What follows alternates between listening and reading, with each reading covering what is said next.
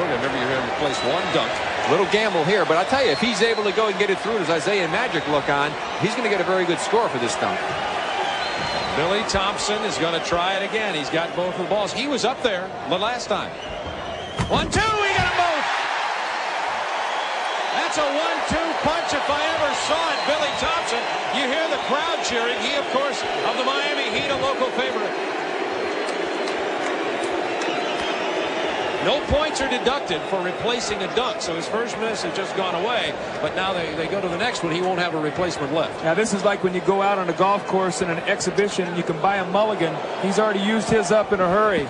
Yeah, but what a nice dunk. Look at the elevation. First with the right hand, the left hand comes underneath with the right. Excellent dunk. That's beautiful, isn't it? 47.7 points. What do you get? 47-7, which places Billy Thompson in second place behind Dominique Wilkins, who had a 48-1, and Scottie Pippen is right there with a 47.2. Remember, last year the judging changed to tenths of points, maximum of 10, but tenths of points are included to avoid the obvious tie. And Kenny Smith will be next.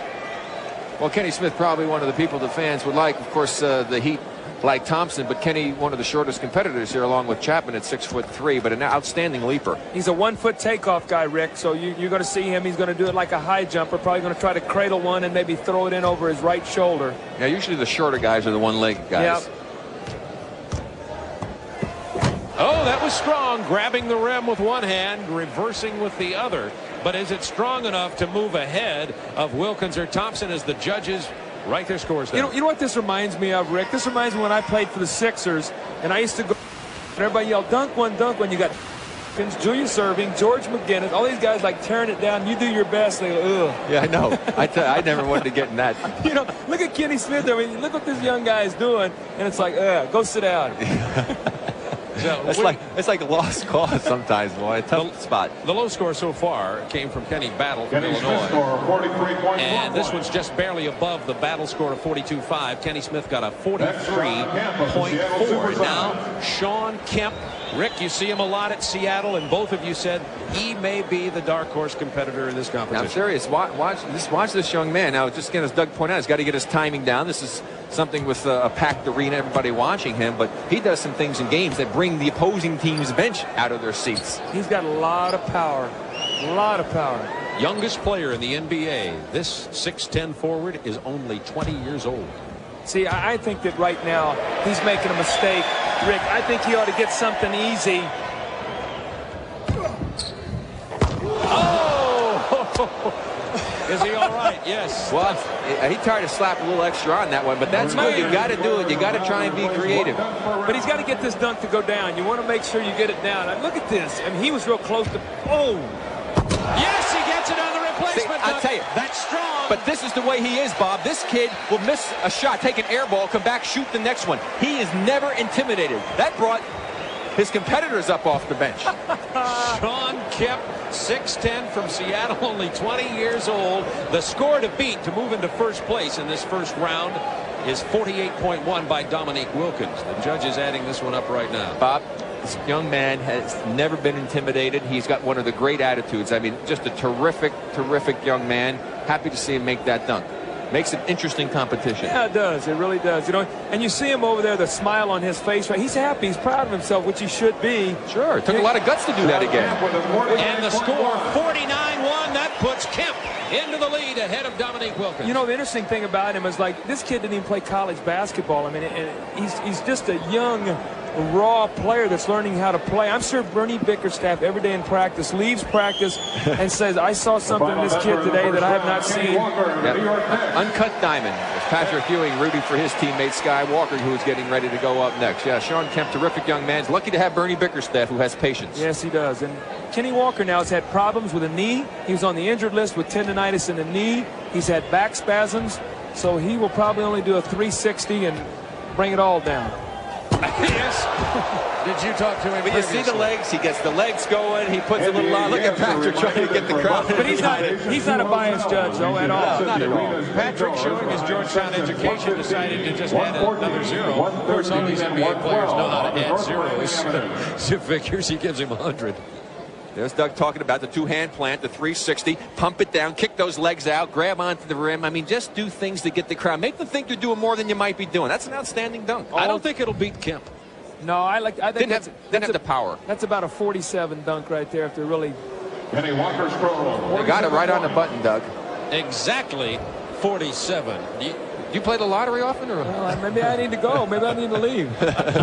Kenny Walker with a 47. Dominique Wilkins in second place now. Kemp in first place. And in third place is Billy Thompson. Remember, 4 advance. And Pippen right now in fourth place with 47 too.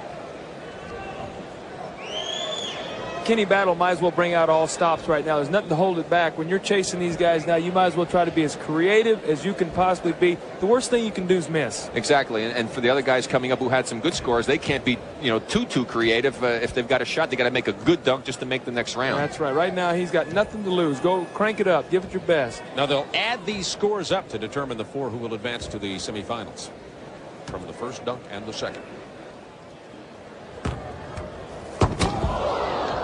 And Kenny Battle, who has a replacement dunk left, will replace it, and this will be his last shot. But not a good decision there, because that dunk would never have gotten him enough points, even if had he done it successfully, to have gotten him into the Final Four. See, he's a 2-foot leaper again, Rick. He's not a guy that's going to explode off one leg, so he's a rhythm jumper, 2-foot jumper.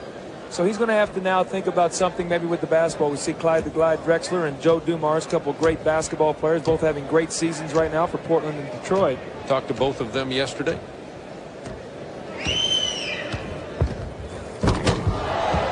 As he dropped the ball down near his knees for the reverse two-handed jam. See, a dunk like that, Rick, goes so fast, people don't know where that ball has even been. Until we see this on slow motion, you don't really realize what he's doing. Here you see it right here. He goes up, cranks it all the way down between his legs, up over his shoulder. And from what these other guys have done, that's just sort of a routine dunk. Probably not enough by my guess. Remember, the judges do not have the benefit of the instant replay. It would obviously take way too long. And sometimes in live action, even for these experienced basketball people, they don't get to see enough. And that'll be 85.3 for the cumulative total, 42.8 on this one. And you can see the wear and tear on the net. This could be like some kind of scientific experiment to see just how durable nets are. And the officials are going to go over and straighten it out for Rex Chapman, who will come up next. Rex had a 45.5 on his first one. This young man can fly. He really can take off. Well, he won a dunking contest when he was in high school, and of course, they didn't like him too much down there in Kentucky, since they referred to it as Rexington, Kentucky, when he was there. His father was a great basketball player in the ABA. Looks like he's going to try something similar. Yes, Rex Chapman, his 39-inch vertical leap. He gets the bounce and the reverse two-handed jam. But once again, because Shawn Kemp did that first, will this hurt him in the scoring from the judges? Well, you watch Rex Chapman, you got to remember this kid should still be a senior in college. You got Shawn Kemp, who's 20 years old, so you got a bunch of young guys in there. Kenny Battle.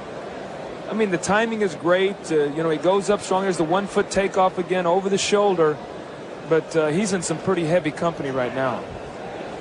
Seems to favor that two-hand over the head. That's both of his dunks have been that type of a dunk. And Scottie Pippen about to come back in here. I thought Scottie Pippen should have been rated higher previously when he left from the free throw line. And the cumulative total for Rex Chapman will be 92-1 as he got a 46-6 on that second dunk. And here comes Scottie Pippen. I think Scottie, it was too bad for him that he had to go second. With that run from full court, what he did, had he gone later on in the contest, I think he would have got a much higher score. I agree with you. As you said, the judges weren't quite warmed up yet either. Scottie is a spectacular dunker. He likes a lot of times to go up like he's going to dunk it with his right hand and bring it over to his left. Let's see if he does something like that this time. This is it, but he has a replacement dunk coming.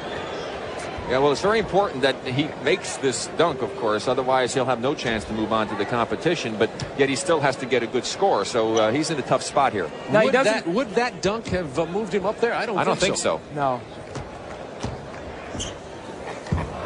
Now, that was his replacement dunk. And yes, that will count. Unless, for some reason, they determine that he stopped to save somebody's life. They say he can go again because he didn't try. That's what I thought. Have another opportunity. This is a judgment call on the part of the officials. Now, see, the one thing about Scotty, I don't know if he understands that he doesn't necessarily have to do that same dunk. He just gets the replacement. So here he's going to do something else.